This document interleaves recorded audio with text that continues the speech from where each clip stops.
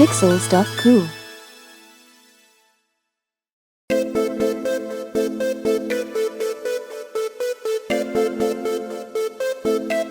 Welcome to you and welcome to the world of virtual reality. We're going to use the Unity real-time 3D development environment to create and test VR-ready scenes which we'll view in a Meta Quest 2 headset. The process is the same whichever Quest device you're using. For more information about Unity and the assets we'll be using in this series, please see the website. In this explainer, we'll download Unity and the required files to build scenes for Android devices, as Quest headsets run on Android.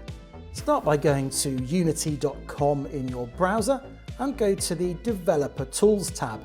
Whatever you create, your starting point will always be the Unity Hub, so we need to download it.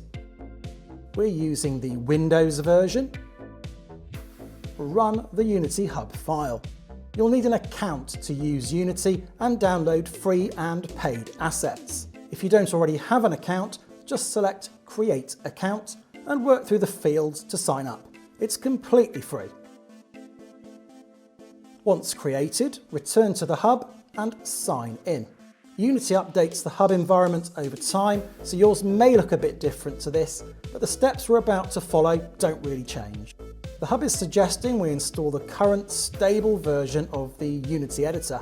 You can install this version if you like, as it won't cause any issues with this series of explainers, but we're going to skip this suggestion for now, as the version we really want to install is a specific version called LTS, which is short for long-term support.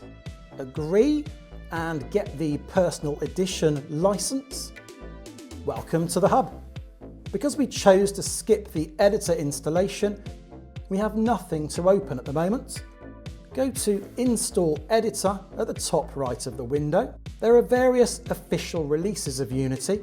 Look at the Long-Term Support section and select to install the current recommended version.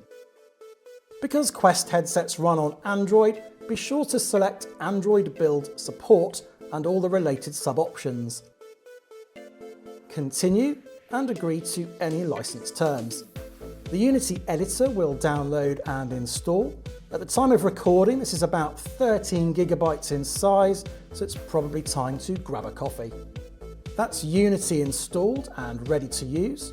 In the second explainer, we'll download the required Oculus integration assets from the Asset Store and create a brand new Unity project ready to use with a Quest VR headset.